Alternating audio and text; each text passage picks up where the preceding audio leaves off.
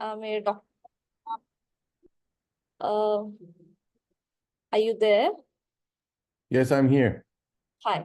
A very good evening, and I'm sure it will be a early morning there. Yes. Welcome to this forum. I will be moderating this session. Uh, I'll just give a brief intro before starting the session. In the meantime, more of the participants will join. So this is the Center for Studies of Plural Society. It is one of the emerging and rapidly growing non-profit social science research organization in India. It was established in 2021 and is based in Delhi. It is a non-profit, non-partisan, independent institution dedicated only to democratizing knowledge and creating us access to it by undertaking direct skill development and mentorship of students, research scholars engaged in humanities and social sciences. The organization aims to create an international network of scholars contributing to quality scholarship, inclusive policies, impactful public interface, enriching a democratic and liberal public sphere. We also have many internship programs that has been going on, which actually train young scholars or the emerging scholars to do the research in different aspects and the method and the tools of conducting research in a different sphere. About the speaker today, we are having a wonderful work discussion by Dr. Mohamed Amer Meziane. He's a philosopher and a performer, currently an assistant professor at French and Francophone Studies at Brown University. Prior to this role, he held teaching position as a fellow and a lecturer at Columbia University. He's the author of Das Empire sous la Terre. I'm so sorry for my French. I have no idea how to pronounce that, but his first book, published in French by Laca Ducourt in 2021, the translated version of the book, The State of the Earth, an Ecological and Racial History of Secularization, has been published by Verso Book. It deploys an ecological and racial history of secularization, thus rereading the history of Western modernity during the 19th century through the lens of both its colonial matrix and its environmental consequences. His work on 19th Algeria plays a crucial role in this history as a site in which the racialization, not of color, but of politics and religion of Jews and Muslims have been deployed by colonialism. A very warm welcome, Dr. Mohamed. It's a pleasure to have you here on this forum and to enrich our scholars about what exactly the book is about and what exactly the central argument of that book. So I'll just, without any further delay, I would give the podium to you. I mean, that would be a podium, but over to you. Can speak about 30 to 45 minutes, followed by the question and answers if there is any. All Over to right. you. Thank you. No, thank you very much for this introduction. And yeah, hello, everyone. I'm actually going to start from a very specific point, very specific argument in the book. And from there, I will try and present, broader perspectives and the broader arguments. I was wondering, what the entry point was going to be, and I wanted to talk today about some of the connections I make between the history of 19th century Algeria and the colonial history of India. Can you hear me? Yes, you're audible. Right. So yeah, as you said, this project is both philosophical and historical, because I was trained both in political philosophy, contemporary philosophy, and intellectual history. And actually, I realized that many of the concepts that came from German classical philosophy, which is central to what we call continental philosophy, that many of these concepts, including, of course, secularization, were not just something that came to the minds of these philosophers, but were linked to, of course, imperial and colonial histories, and more specifically, and this is something that has not been seen, in my view, more specifically to French colonialism, even though, of course, we're talking about mostly German philosophers because of the Napoleonic influence on, you know, on German philosophers such as Hegel, of course, but also in turn, or as a return, you could say, the influence of these concepts of German philosophers on French elite, and therefore the fact that it has played a role, that these ideas have played a role in the colonization of Algeria. As I mean, most of you know, I'm sure, that France tried to actually invaded, but tried to colonize Egypt in 1798. I just want to begin with the fact that the story, in fact, that begins with the French Revolution's expedition to Egypt is not strictly a French history. Because what motivated the expedition was, in fact, a desire to compete with the British Empire, whose capitalist economy was by far the most developed at that time.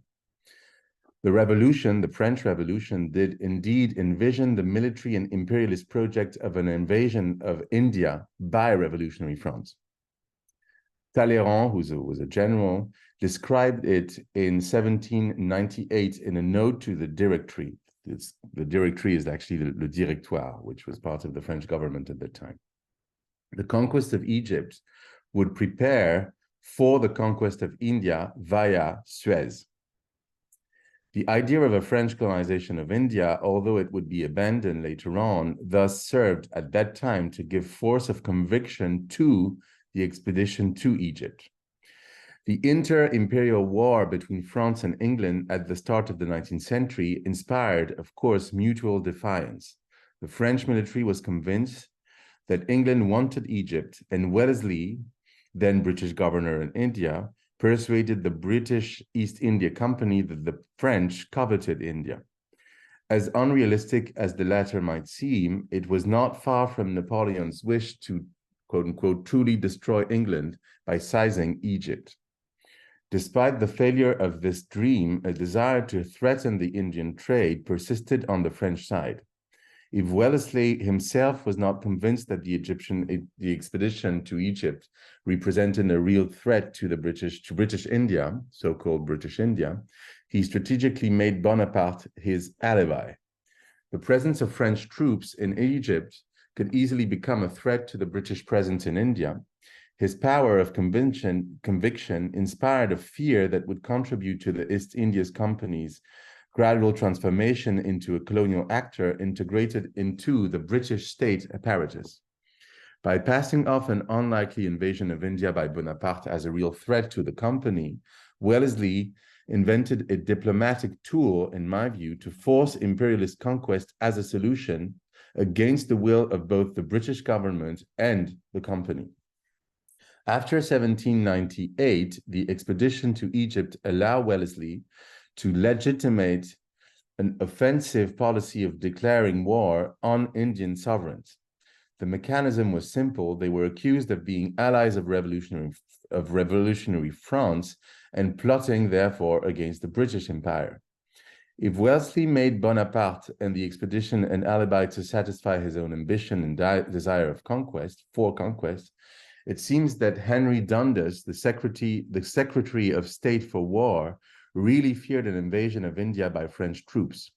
Therefore, the expedition contributed to destroying the equilibrium of powers in India at that time. By seeming to pose a threat to the British Empire, the Egyptian expedition of the French pushed the British state to engage further in the process of colonizing India, deploying a geostrategy organized around the fierce protection of its possessions from potential rivals. The inter-imperialist rivalry, I insist on the fact that it's inter-imperial, with France shows that the British state was directly implicated in the colonization of India well before 1858, as its ambiguous relation to the East India Company, a state within the state, or an imperium within the empire, attests. This is not to say that the East India Company switched from mercantile trade to military colonization under the effect or the sole effect of the French expedition, its commercial activities cannot be separated from the British state and the parliamentary debates prompted by the sovereignty of this imperium in imperio, or the empire within the empire, as the East India Company was sometimes called. It was, in fact, the imperial British state, not the company itself, that after 1800 systematically organized mineral and geological exploration in India, playing a primary role in the process that prepared for the extraction of coal in India. British capitalism had to be at once imperial and military in order to become, later on, fossil. So let me say a few words about the usage of steam and coal in this story. According to some historians, experts of that time and history, it was in 1823 that the British first used steamships as a military weapon, and actually used a steamship to navigate Indian rivers. The initiative was private at first.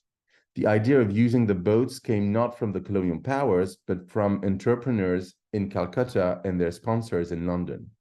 As a joint stock company, the East India Company initially had strong reservation about introducing these vessels. Its directors were reluctant to make an investment without the assurance of drawing significant profits, but pressure on the company from Anglo-Indian merchants and their sympathizers in England led Lord Bentinck, Governor General of India since 1828, to take interest in how the vessels might be used most effectively. State reason would then make steam power a key mechanism in defending the empire. In the context of a war of conquest, the speed of steamships made it possible to mobilize a large number of troops more quickly from one end of the country to the other, decisively improving the British Empire's stability on the Indian subcontinent. Steam power became the lungs of the imperiality of power, the contemporary condition of world domination. Its supporters declared this in the clearest of terms, I quote, "Steam vessels might carry with them the same advantage in a political point of view, which the Roman derived from their admirable military roads," end of quote. Governor Bentinck integrated them into the very body of the British Empire as, I quote from him, "a component part of our national force," end of quote. The coloniality of steam power appeared in the political promotion of this now imperial energy source. I quote from him, "In no part of the world would the power of steam have produced a greater multiplication of the existing means of national wealth and strength as it will in India," not in Britain, in India, end of quote. From now on, not only the wealth of the empire, but also the maintenance of its political power would depend on steam. The military use of steamship in the First Anglo-Burmese War, that is to say of 1824-1826, convinced the company to introduce them in the British Empire. Although poorly planned, the war was won thanks to these fossil vessels through their unique advantage, that is to say speed. These allowed them to attack and block the enemy, as well as to withdraw rapidly.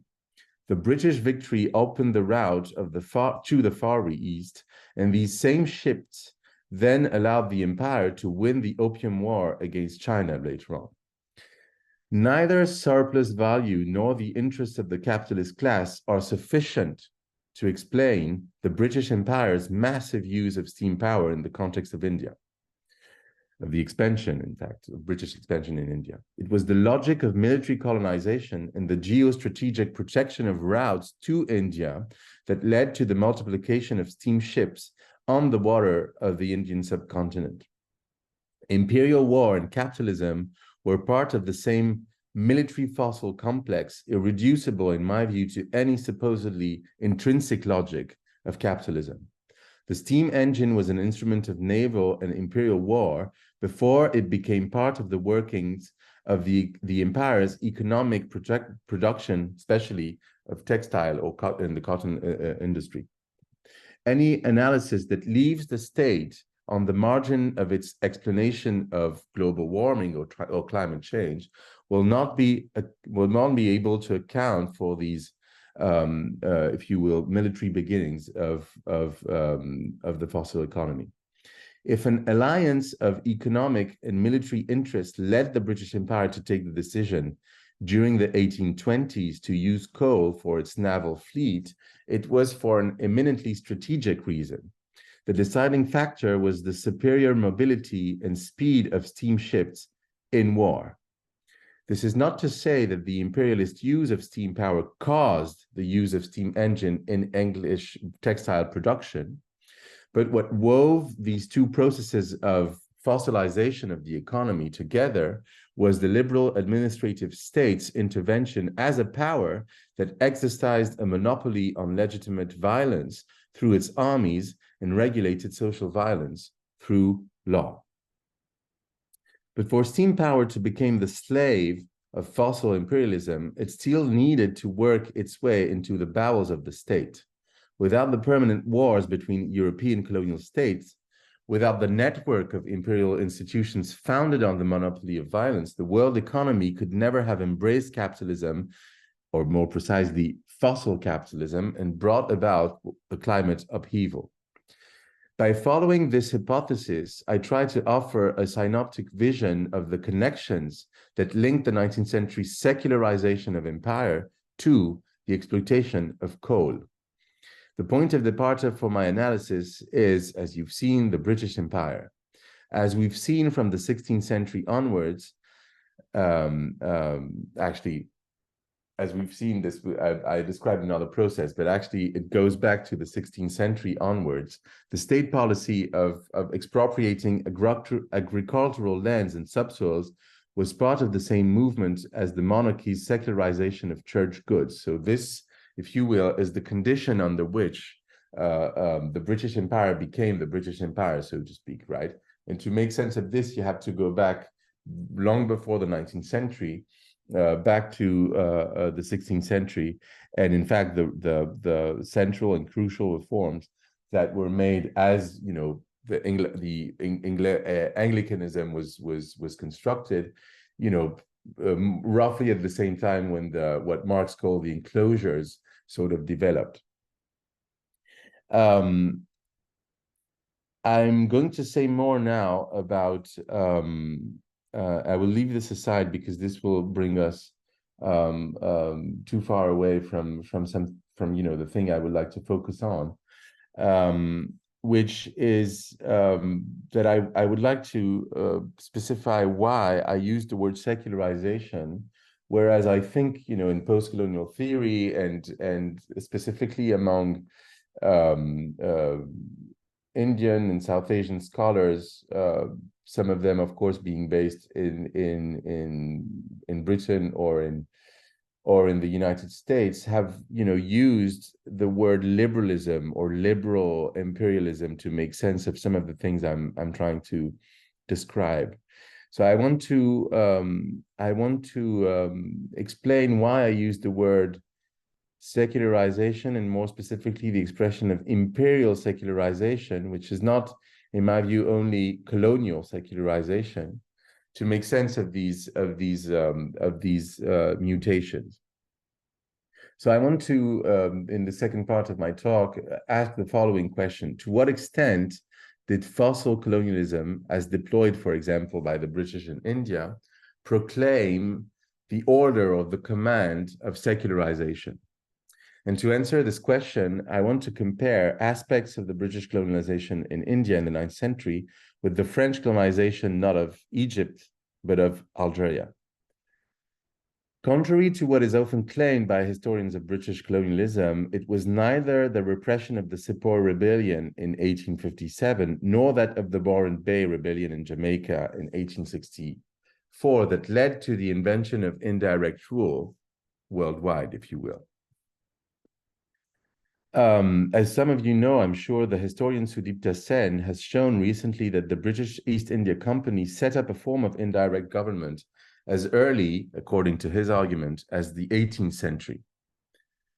But by causing a crisis in the imperial liberalism based on the reform of indigenous traditions, the two rebellions tipped British colonialism towards a model the French Empire had implemented earlier in Algeria, annexing India to the British Imperium by declaring Queen Victoria its empress. So this is the hypothesis I would like to present, which of course is provocative, which is that some of the institutions that the historiography has attributed to the British Empire can actually be described as, if you will, a British version of a technology that appeared in Algeria and was deployed and developed by the French before it was by the British, right?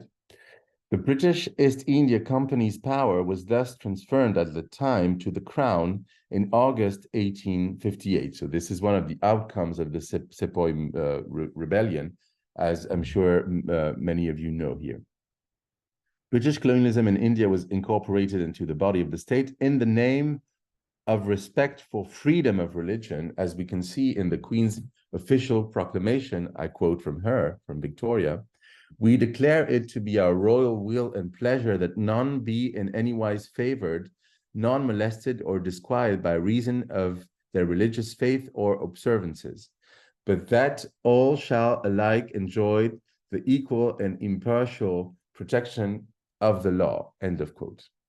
Every colonial authority subject to the empire was then to, I quote from her again, "abstain from all interference with the religious belief or worship of any of our subjects, at the risk of provoking the monarch's highest displeasure," end of quote. Like the French state in Algeria, it was in the name of the grand principle of religious freedom that the British imperial state integrated India into its sovereign body. But this empire of religious tolerance unfolded only by racializing religious traditions and people who were increasingly held to be inconvertible. Henry Sumner Maine is generally recognized as a leader of the post-reformist imperialism that was based on upholding tradition in the name of public order and the supposed immobility of custom or customary law. His trajectory attests to what we saw, what I described in the book earlier, in my study of writings from the Bureau Arabe, which played a central role and were the central actor of military colonization in Algeria. That is to say, and this is something that belongs to their discourse, the imperial production of so-called fanaticism as evidence of the enemy's inconvertibility, which in fact plays therefore a key role in the formation of colonial racism and colonial counter-insurrectional techniques. If you go back to India, you can say, of course, that Maine was at the origin of the official reading that saw in the 1857 insurrection an effect of what was called the terrified fanaticism of profoundly religious Indians. And according to Maine, the liberals had committed a major error by ignoring the importance of tradition in wagering that caste and religion would lose their authority as India was progressively modernized. And this was precisely this that was being challenged. Worried that secular or Christian missionaries would provoke insurrection among quote-unquote radicalized Muslims and Hindus, the colonial government took what is described in the literature as an ethnographic turn. Between 1830 and 1870, France, in fact, followed a similar trajectory in Algeria based on what I would call a military ethnographic complex whose first stones were led during the war against the insurrection led by Amer Abdul Qadir, right? So I'm trying to make a parallel, if you will, between the resistance, which was, led by this Sufi metaphysician in many ways, who was also a fighter called Abdul Qadir, and the Sepoy Mutiny, right? So of course they're not identical. Of course, I'm not saying that the reaction of France is the same, also because Algeria was a set of departments, which we call departmentalization of Algeria. which of course was not the case of India. But in terms of if you will, using a form of secularization of imperial power as a counter-insurrectional strategy, the involvement of the state, I think some parallels can be drawn. I think the beating heart of these technologies was, in fact, an order or a command to secularize colonial war, to which we can, in which we can, in fact, include the call to secularize education, which would penetrate native or so-called native society without awakening sleeping fanaticism, quote unquote. Between 1830 and 1852, the colonial army in Algeria strictly forbade missionary activity to Muslims, and colonial institutions substituted secular education for direct conversion to Christianity. The French government's control over Islam and Catholicism in Algeria generalized a colonial policy of controlling religions, which, in fact, in its essence, is Napoleonic, and in fact is itself indebted to the expedition to Egypt, which I show in the book, but I can't describe this right now. By inventing a Muslim religious organization that the French call le culte, and they do this still now, which is attempted to organize as a vertical and governable structure on the model of the so-called Israelite culte, le culte israélite. Imperial secularization situated itself at the heart of colonialism by first forbidding and then limiting Christian proselytism. The colonial order forced Catholicism to conduct its mission through social works. What was invented in Algeria was a policy of indirect conversion mediated by secular education.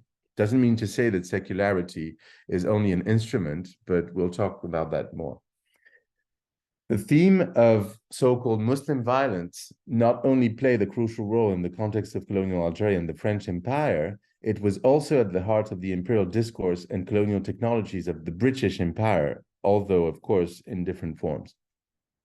The Muslims of India were defined as supporters of slavery. Their law was understood as the despotic domination of women by the institution of polygamy. And for their part, the Hindus were represented as authentic natives who had been subjugated by the so-called Islamic conquests. Women and Hindu were thus victims of the Muslim yoke, so to speak. Colonial reason feminized Hindus while understanding Islam as essentially masculine. According to Robert Orme, the Hindus was the most effeminate inhabitant of the globe, end of quote. The feminization corresponded to the construction of Islam as a virile because conquering religion. And the polytheist Hindus appeared as feminine to the extent that they were defined as the ideal prey of the conquering Muslims from the north. And the speeches of the scholars of the empires, and of the empire, in fact, an assumed constitutive weakness of their race made them vulnerable to the supposedly congenital and intrinsic violence of, quote unquote, Islamic monotheism.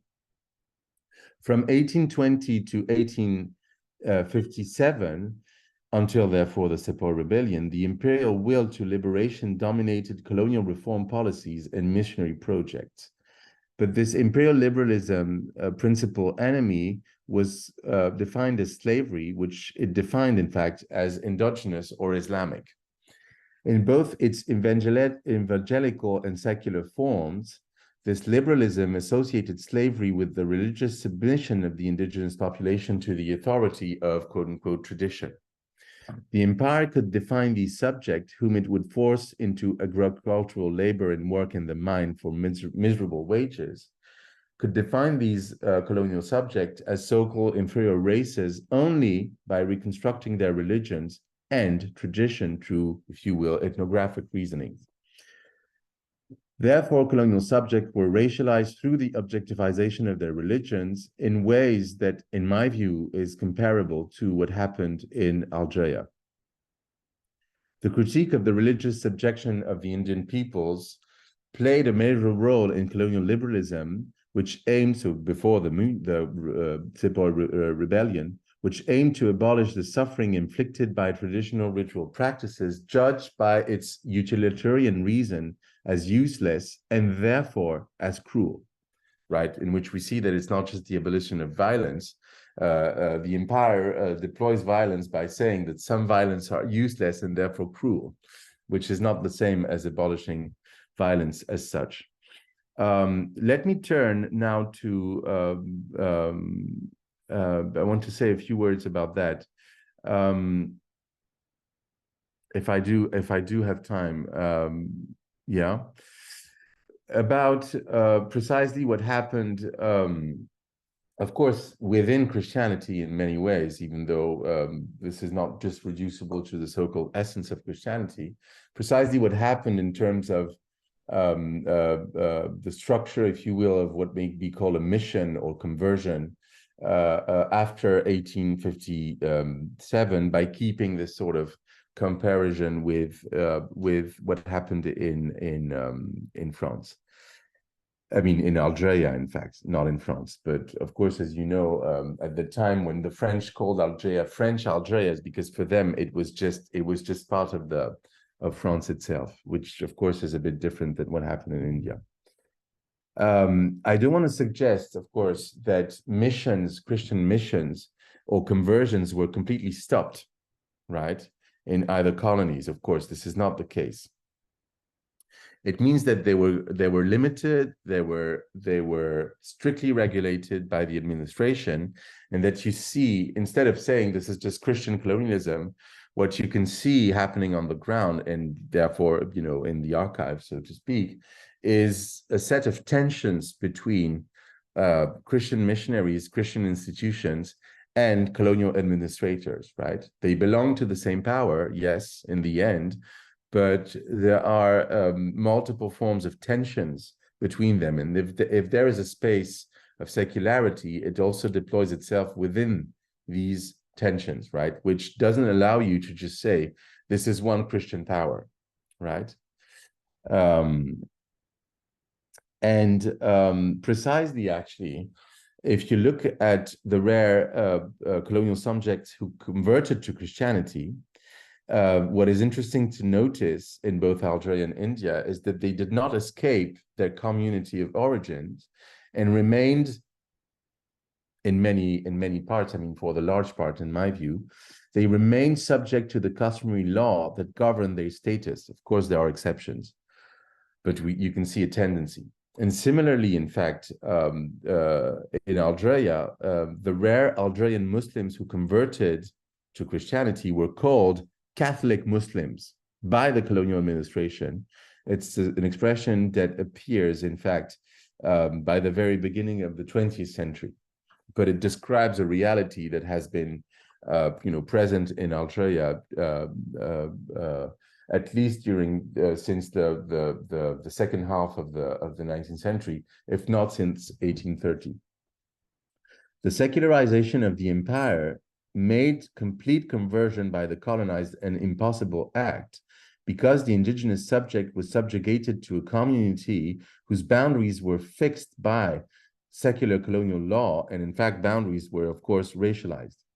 It was by codifying traditions as separate communities subject to distinct customary laws that the empire funded what the French in fact called the indigénat, right?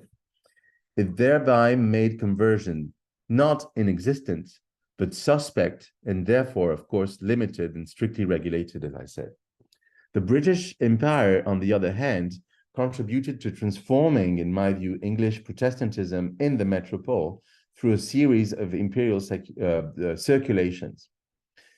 The imperial compromise between missionaries and the colonial government offered a model of secularization for Great Britain itself. A speech by Bishop Whately on 18 January of year 1858 to the Church Missionary of Society in Dublin put it clearly.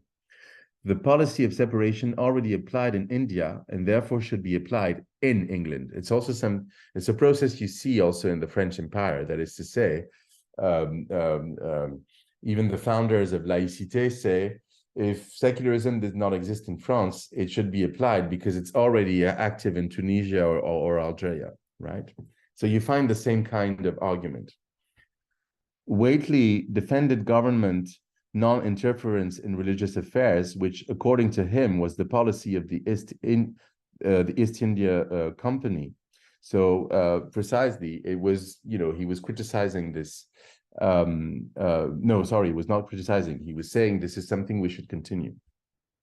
As in Algeria, Christian missions aroused the suspicion of the colonial government, which worried about giving the Indians the impression that the British presence was there to force them to convert to Christianity. Whately himself, a liberal Protestant, supported this indirect model of missionary activity. And he declared that if Christian missionary activity had been properly distinguished from any relation to the British government, the Sepoy Rebellion precisely would never have happened. What was needed, as the Catholics had done in Africa, was a convergence of viewpoints with the secular colonial government, but in such a way that the missions could claim to act freely, that is to say, not under the direction or the orders or the commands of the government. The missionaries should conquer a space of autonomy and religious freedom within the colonies, and they should refuse, I quote from him, any assistance of government as government to it, as it will excite the greatest degree of suspicion among, of course, colonized population, and raise the greatest prejudice against Christianity. Therefore, if the government, as Whately argued, were even suspected of coming forward to aid missionary effort by its own power, it would be suspected of exerting physical force, than which nothing could be more fatal to the cause. So, end of quote. So, in other words, it required a model of separation between mission and state. So Whately went on, and I quote from him, so he said, in fact, that forced conversion by the use of violence, I quote from him, would be disastrous in any state of society, but it would be more particularly disastrous in such a country as India for this reason, that it is impossible to take away the religion of the Hindu by main force. End of quote. And I want to say that there is something which is not exactly the same as what is going to become the broad church, but something that you see also in places like Prussia at that time, which is this notion that Christians have to be united. And Christians are not, of course, united because it's a confessional religion as soon, at least, since the Reformation. That is to say, you have Lutherans, you have Reformed or Calvinists, you have, of course, Anglicans and Catholics, right? And these people are not the same. We tend to forget, right? And Christianity as something that unifies them is not something that is a given, right? It's something that they have to construct. And secularization is also not only, especially in Protestant majority countries, the attempt to culturalize and, of course, racialize Christianity by making it this sort of national, more or less nationalized identity, which, of course, they construct against non-Christians. It can be Jewish populations, but, of course, also non-Christian colonial subjects, Hindus, Muslims, and so on and so forth. So Whately writes, interestingly, that, I quote from him, Christian men are not to cooperate for anything till they agree in everything, end of quote. By which he means that the Christian colonial cooperation is a sort of common liturgy or common ritual without a unifying doctrine, that is to say, as a ritual shared by Christians of different confessions, which shows, by the way, that, and this is why I don't agree with the Assadian reading, is that this has nothing to do with only the privatization of religion and the norm of private belief. To some extent, it's exactly the opposite. That is to say, it's autonomy of ritual practice, autonomy vis-a-vis belief, right? And this, in fact, which to some extent is an autonomy of practice, right? And to some extent, a primacy of ritual practice over belief, that in fact is much more central in many ways during the 19th century, and in fact much more central to secularization, which is one of the reasons why I'm not equating imperial secularization to secularism, not talking about secularism primarily. I'm also talking, by using the word imperial secularization, about the transformation, internal transformation of religions themselves, which is why religion never disappeared, of course. So there is a concept that is central, in my view, to all of this, which is the concept of imperiality, which I distinguish from colonialism and coloniality and so on and so forth. But I will stop here, and I hope we'll have time to, have a discussion about that. But this was, these were the connections I wanted to present today to open up the discussions, and maybe I'll, talk more about the general argument later on. So thank you very much. Thank you so much, Dr. Mohamed. Actually, the kind of connection you were making with French, the imperialism that happened in Algeria, and the thing that has been happening in India, especially the colonial, impact that has been there in the formation of the concept of secularization in the nation states, that has been quite interesting. And you have interestingly pointed out one of the point that actually, made me think about how homogenized they made the Christianity in nature in order to, develop this, or to racial, they just nationalize the whole idea of Christianity in order to fulfill their own understanding. I won't be, further exceeding much. If there is any questions, if there is any comments or discussion by any of the participants, they can raise their hands or write a question on the comment box, if there is any. Also, I just have one query in this whole discussion, that what exactly is the role of migration that has been happening in this whole era at that time?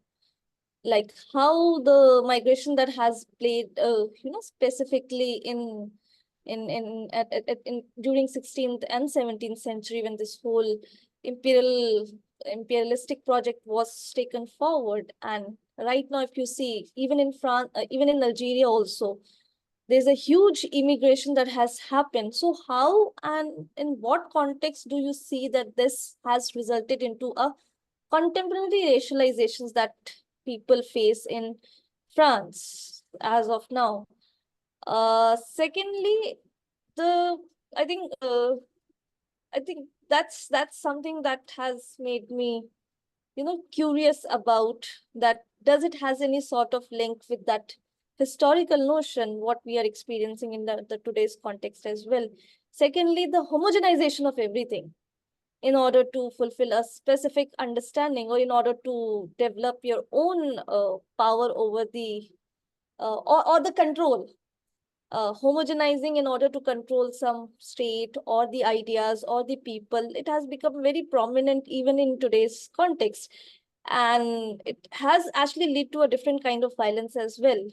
So why these violence, despite of having such a historical, there's a huge history of colonization has been there, but what we see today is it is somehow getting a huge reflection from what has happened earlier. So why we are actually not learning from the history, and why we are not getting into the contextualization of the history, and not making much sense out of it, and getting end up or ending up in ending into the same trap that we were some centuries ago. That is like something that I was very curious throughout my discussion. Yeah. So there's one more question by Yeah, is it okay if I take one more question, or would you like to ask? absolutely. I think it's better. Yes, go ahead. Yeah. So that she's asking that the question in context of secularization by empires, how do, as a student, we engage this critique that political Islam and Islamism have been publicized since 9/11 specifically? Since we can understand from the session and your work that the presence of secularization by empire was way before 9/11.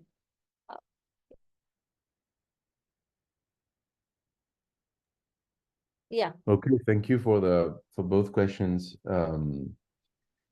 I will start with the, I mean, I will respond to them as part of I mean, yeah, in the same movement, so to speak. Let me just begin by recontextualizing what I do, because precisely this project stems from this book actually stems from a reaction, a response to the kind of debates that were really exploding in Europe when I was there, which is basically after the banning of the veil in France in 2004, yes, which of course is also an outcome of 9/11 and how 9/11 transformed the discourse of the European right, and of course the European far right, of course of the left as well, but it gave a sort of strategic hegemony to the right, and which became a hegemony of the far right, very much so.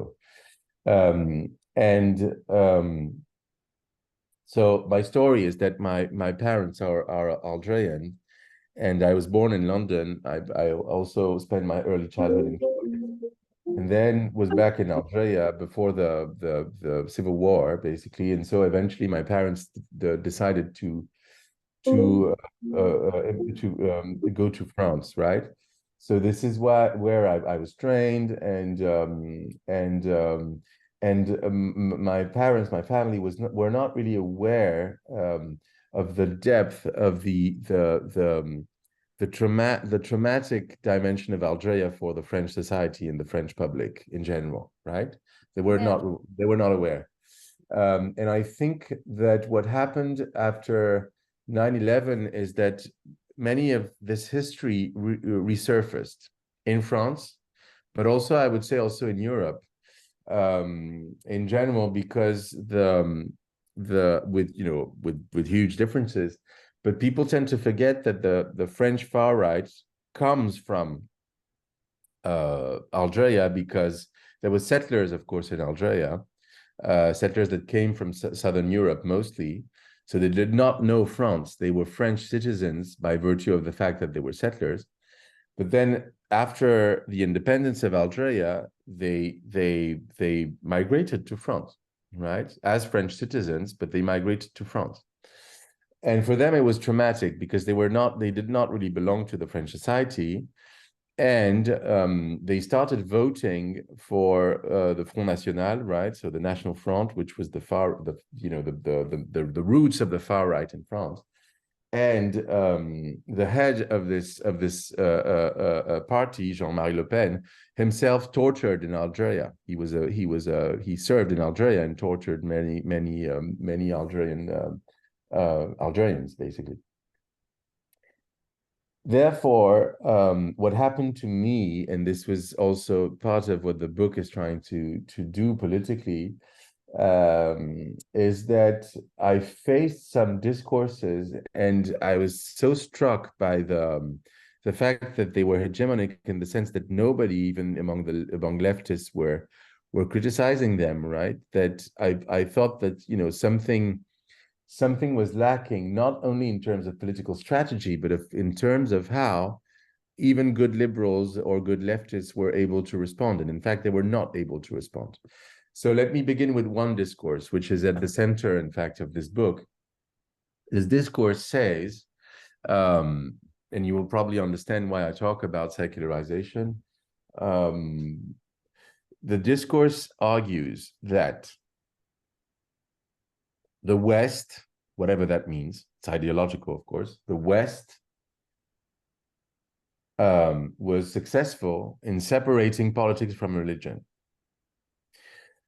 The East has never been able to separate politics from religion, right? So it means that, and this, of course, has a history because it comes from the fact of using so-called theocracy or confusion between politics and religion as a definition of the non-West, right? Specifically of course, Asian civilizations, and even more specifically, Muslim worlds. So Islam confuses politics and religion. The West has separated politics from religion because Christianity, and this is the second layer, because Christianity fundamentally was the origin of modernity, because Christianity recognizes that there is the secular on the one hand and the sacred on the other, and therefore is able to produce a separation between politics and religion that Islam and other, in fact, non-Christian religions are not able to enact, right? This is a discourse that you find among people like Marcel Gauchet when he says that Christianity is the religion of la religion de la sortie de la religion, so the religion, the only religion that is able to make us transgress religion or go beyond religion. And what I realized is that this narrative, because it's a narrative of secularization, was part of the norm, the Western Eurocentric racial norm that defined what the West should be.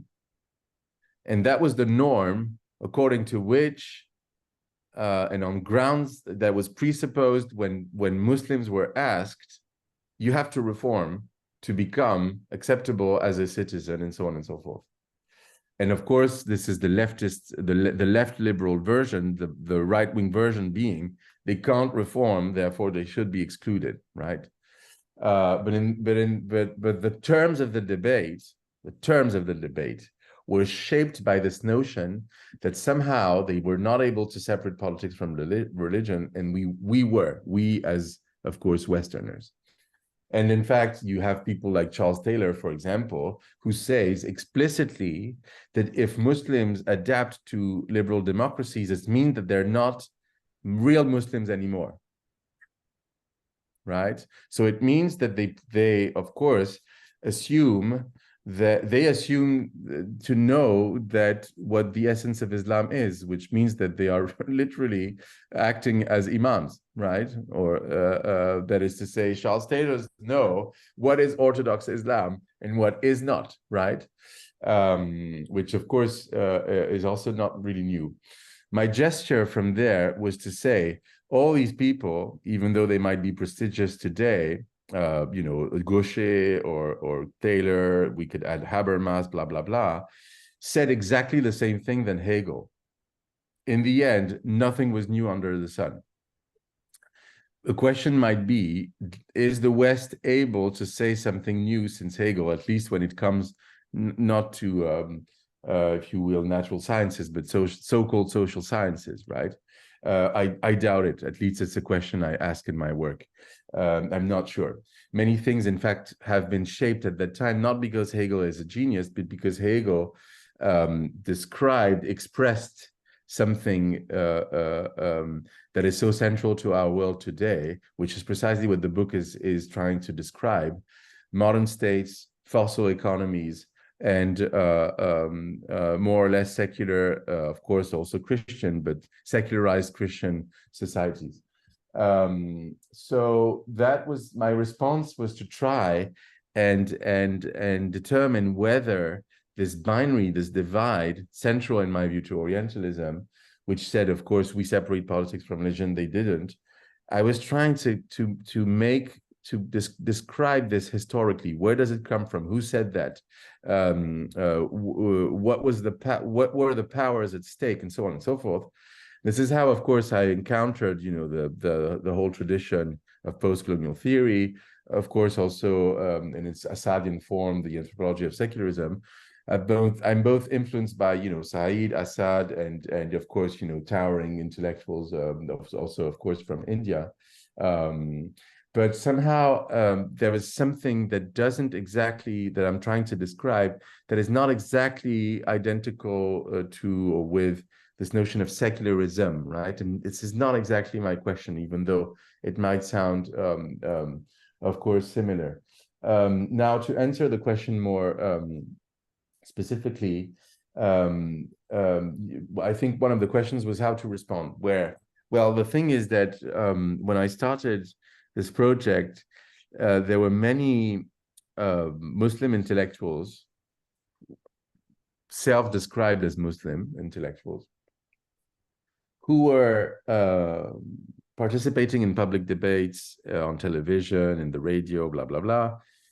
And basically their line of argumentation was Islamic reformism. I have nothing against it, but the thing is that they were trying to say Islam has a problem now, but in fact, Islam is not what you think. It can be reformed, or there is a potential for a sort of generally Islamic modernity.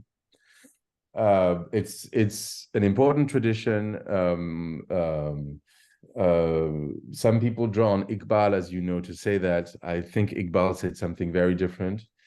For sure, there is also a very specifically Maghribi or North African tradition of Islamic reformism with people like Mohamed Harkoun, Yusuf Siddiq, who are not really famous, but are very important. Mohammed Talbi as well. I mean, there are many names.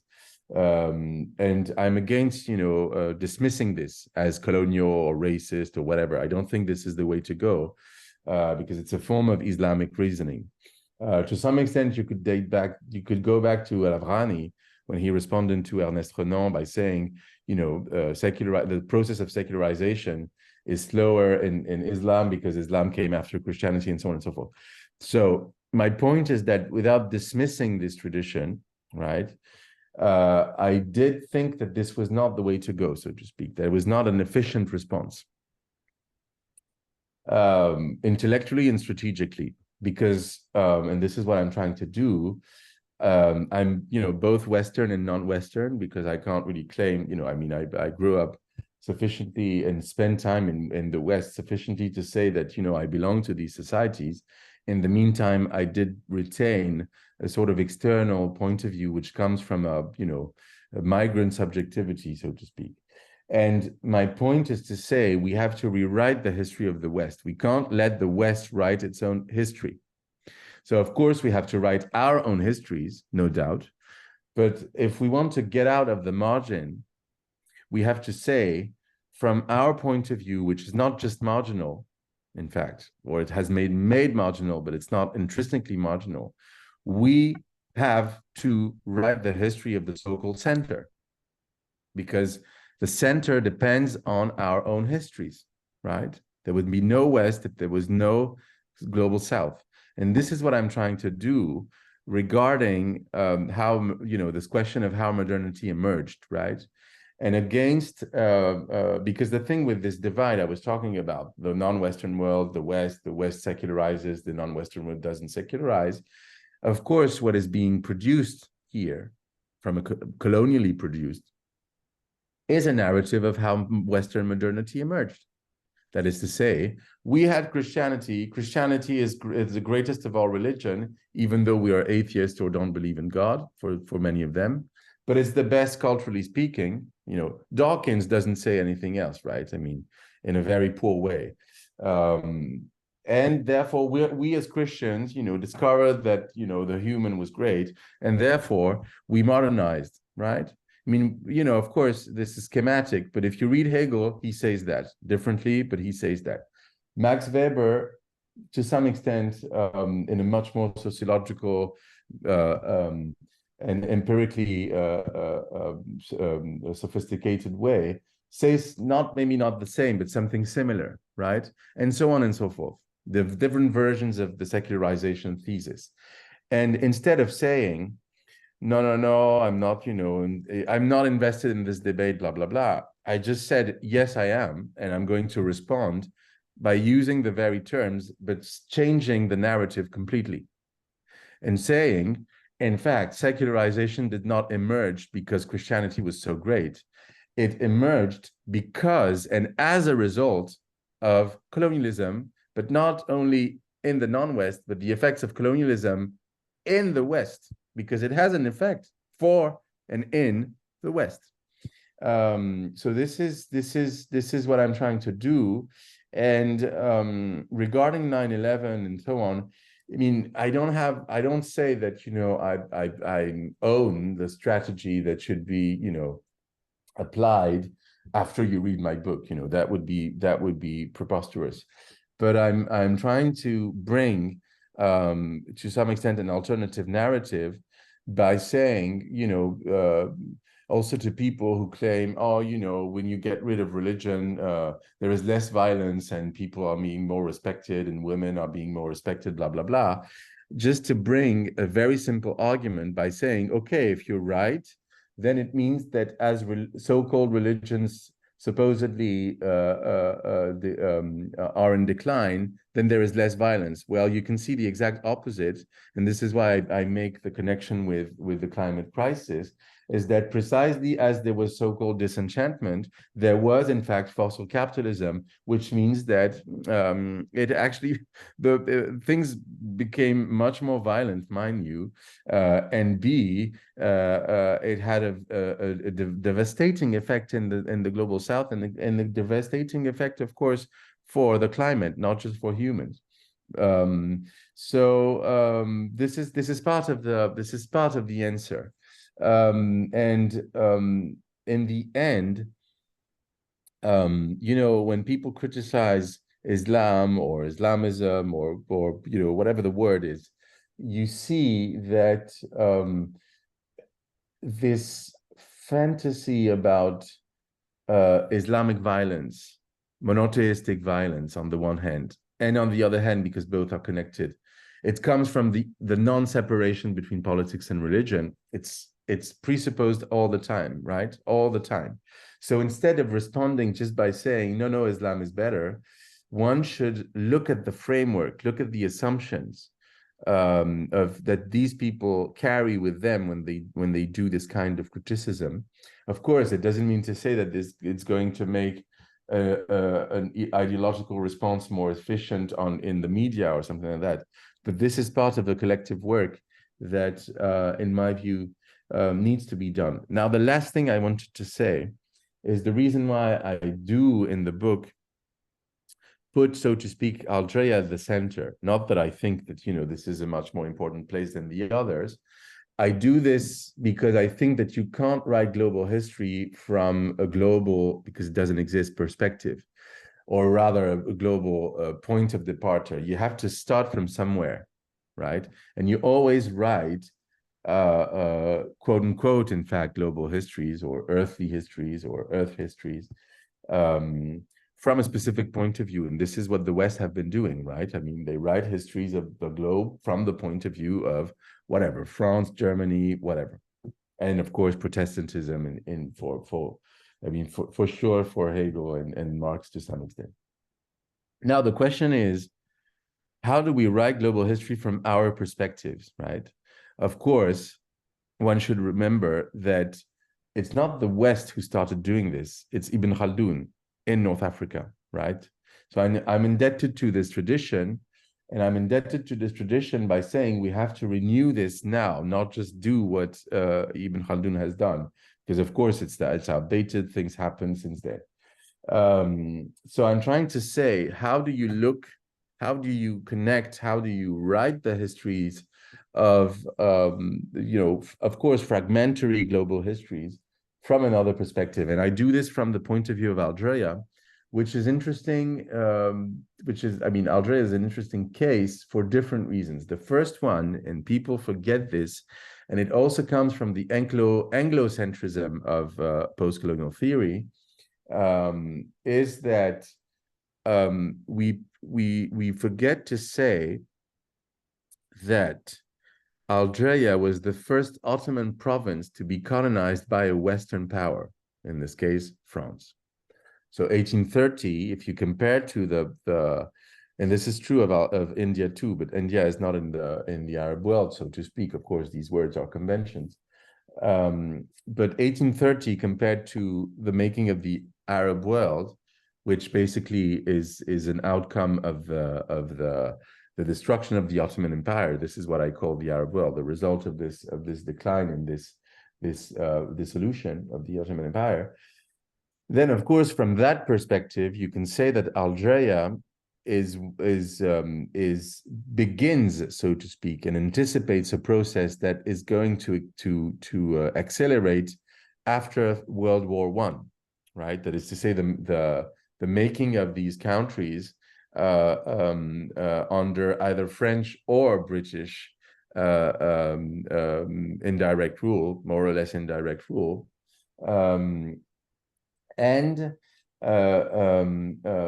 precisely because of this, Algeria, and there is a consensus, in fact, among some scholars at least, but it's a sort of implicit consensus in Middle East studies, that many of the technology, racial technologies, ecological technologies as well, that the French invented in Algeria in the aftermath of the expedition to Egypt, served, in fact, in other Arab countries later on. So this notion that Arab nomadism is a problem, that we should dispossess them from their lands because their agriculture is inefficient, the racialization of Islam, of course, this notion of Islamic fanaticism and propensity and internal propensity or internal sort of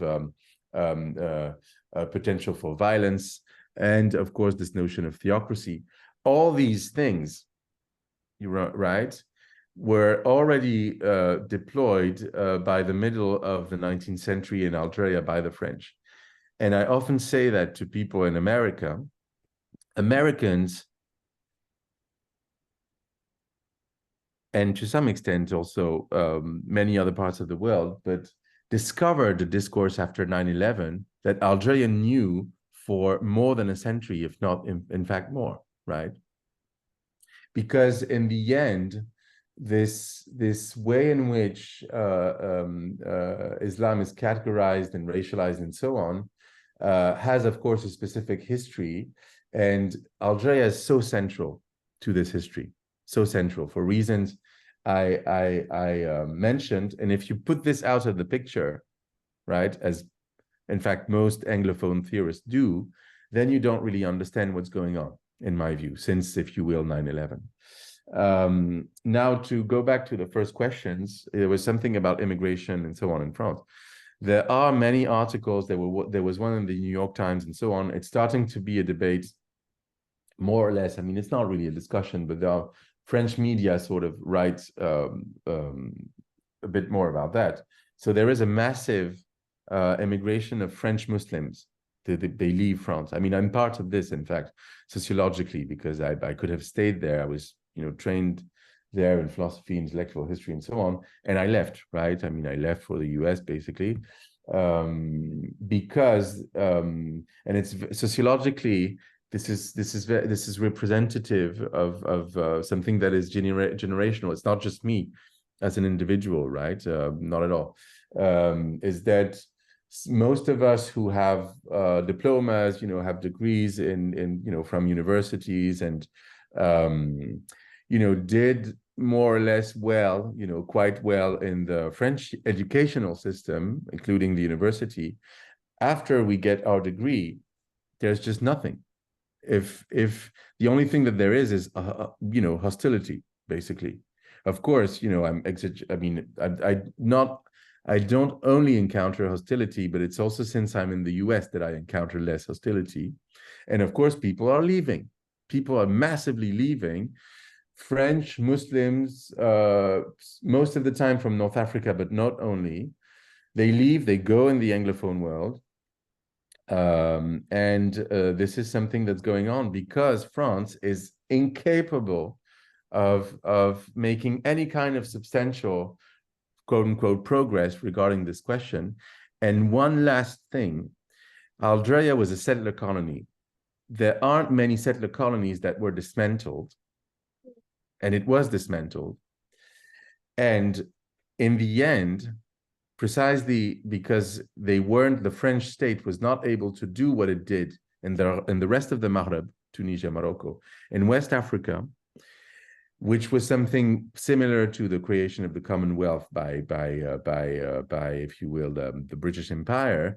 That is to say, you anticipate movements of independence by sort of negotiating, sort of neo-colonial independence. The French were able to do this in most places, but not in Algeria, because of the presence of the settlers.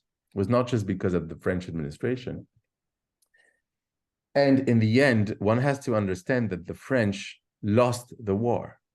They lost it, right? So there is a huge trauma. And I think that the figure of the Arabs in general in France, of course, this is a racialized figure, is of course embodies something of a threat, of a deep humiliation that they have not been able to recover from. I mean, it's a very interesting and a fresh perspective. I completely agree with you when you discuss about how we need to rewrite the history from a different perspectives rather than being, getting influenced by the keeping West as the centrality of everything. And that Right. is something which is, in even in our mainstream progressive understanding, we always keep West, ideologically speaking, as a central of every argument, ignoring what is the root cause and the emergence of our own development. I think you are doing a wonderful job, and to some extent, you have been, the kind of questions that you have raised might be helpful for the future scholars in order to question and look from their own local or the religious development that has been from the own ground, rather than being encompassed by the ideas that has been imposed upon the other. So it's like Thank you. questioning the imposition and question and coming up with our own understanding, the localized understanding more or less, and rewriting the history based on that. It was a very thought-provoking, I mean, especially the discussion part. It gave a lot of clarity to me, and I'm sure it has provided a lot of clarity to the participants as well about the work you are trying to, work. And I think it's a much needed work. It's been centuries and no one has been questioning on how that centralized argument of the West has been dominating our own core, that needs to be deconstructed, that needs to be surfaced. Um, I thank you so much for this wonderful discussion, and I think what the work you are doing, it's very interesting, especially I think the book is in French, right? No. The book has just been published in English. It's It's in available English. now. Okay, that would be an interesting. So one can go and find the book on Amazon as well. And through the Yeah. discussion, I feel like I should definitely get through that book, because that these are the questions one has been, asking for quite some time, but how one can contextualize it, you have put up very thoroughly and very coherently. So thank you so much, Dr. Thank you. Amer, and yeah, looking forward to read. Thank you very much. Yeah, thank you so much.